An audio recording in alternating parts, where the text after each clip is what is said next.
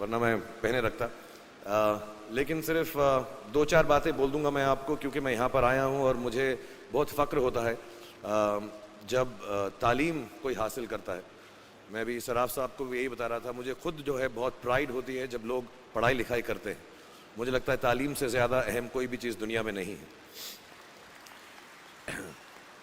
और जैसा मैंने आपसे कहा, इस वक्त ये जो आपका मुकाम है, ये जो उम्र है आपकी, इस उम्र में आप में सबसे ज़्यादा जज्बा होगा, सबसे ज़्यादा ब्रेन सेल्स होंगे और सबसे ज़्यादा बाल होंगे।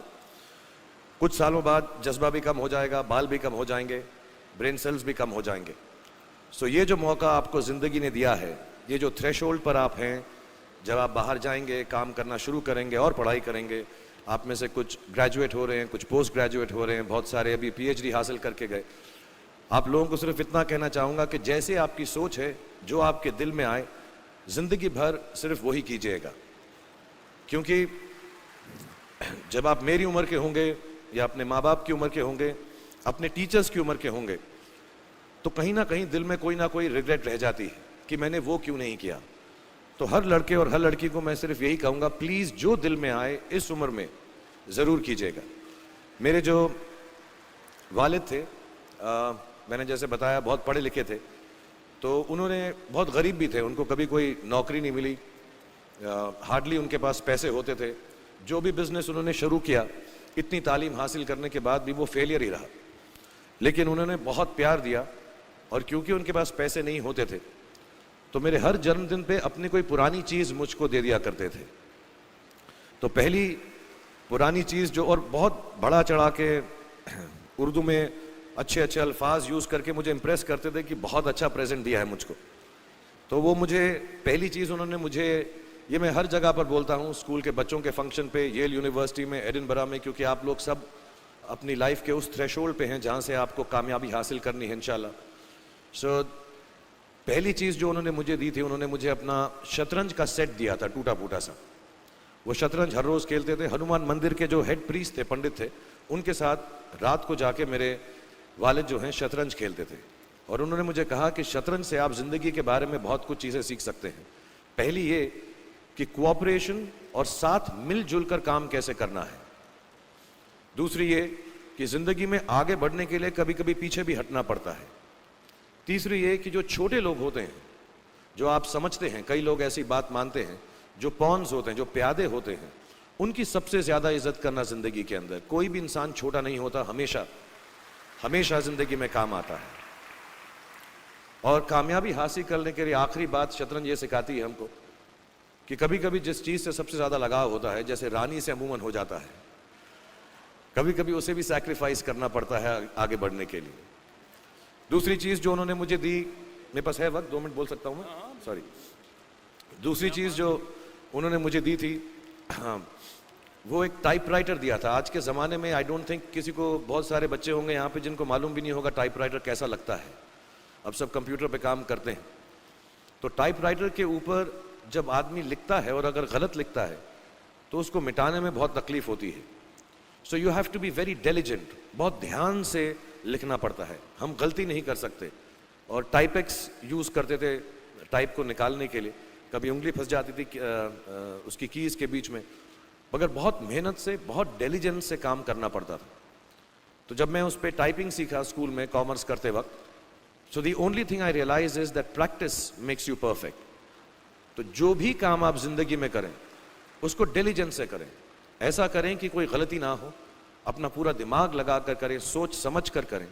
ऐसे करें कि ये काम जिंदगी में आपका पहला काम है और इसके बाद आपको मौका नहीं मिलेगा, और शायद ये काम आपका जिंदगी का आखिरी काम है, इसके बाद फिर मौका नहीं मिलेगा।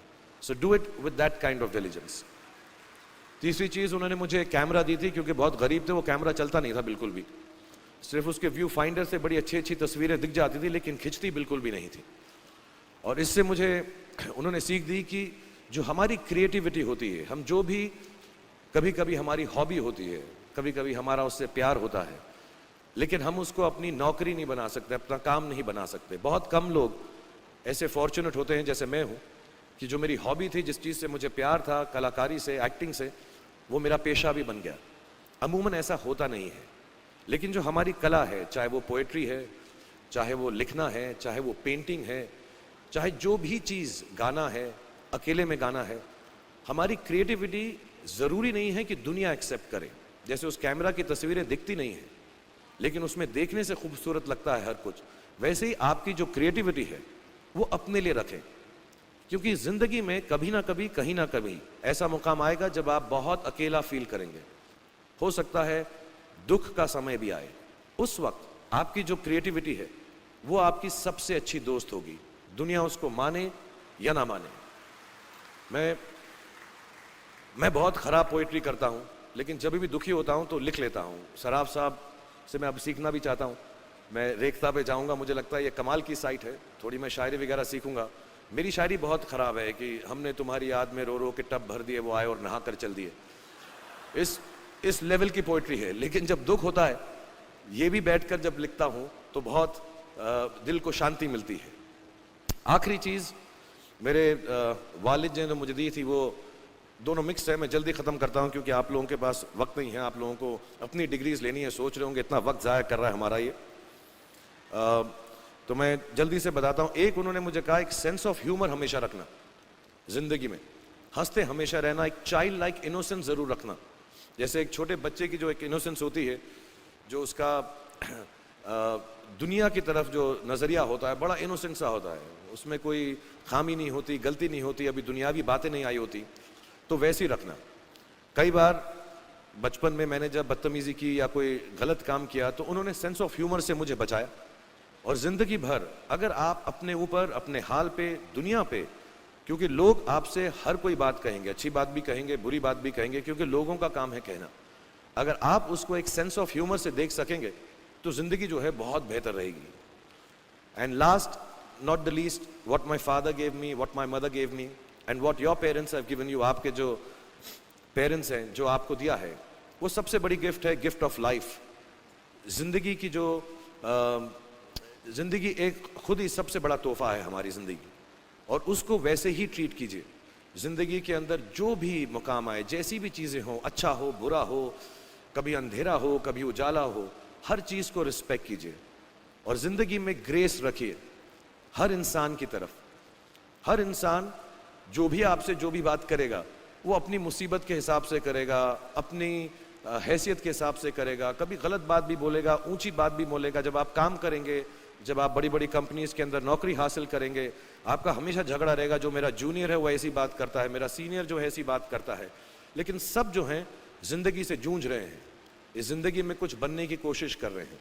सो वो ग्रेस जो है, वो लीवे जो है, हर किसी को दीजिएगा जो आपके साथी हैं, जो आपके साथ साथ काम कर रहे हैं, जो आपका साथ काम नहीं भी कर रहे और जो आपका साथ नहीं भी दे रहे। ग्रेस से बड़ी चीज़ आप ज़िंदगी को वापस नहीं लौटा सकते। ये 4-5 चीज़ें याद रखिएगा। याद रखिएगा, नहीं रहे तो कोई बात नहीं। आप लोग बहुत कुछ अभी इस जगह पर इल्म हासिल कर चुके हैं और मुझे उम्मीद है और मुझे यकीन है कि आप जो भी करेंगे ज़िंदगी में बहुत कामयाब होंगे। और फिर से मैं मौलाना आज़ाद नेशनल उर्दू यूनिवर्सिटी का शुक्रिया अदा करना चाहूँगा कि मुझे यहाँ पर बुलाया, आपसे मुखातिब होने का मौका दिया। थैंक यू वेरी मच, बहुत बहुत शुक्रिया। और आप, मुझे मालूम है कुछ टीचर्स जो होंगे यहाँ पर बैठे होंगे जो आपके फेवरेट नहीं भी हैं, जो बहुत स्ट्रिक्ट होंगे, डांटते भी होंगे आपको, उनको सबसे ज़्यादा याद रखिएगा जब आप इस यूनिवर्सिटी से बाहर जाएंगे, क्योंकि जो सबसे ज़्यादा टीचर आपसे स्ट्रिक्ट थे वो एक्चुअली सबसे ज़्यादा आपसे प्यार करते थे। Thank you very much for having me here and खुदा हाफिज़। Thank you.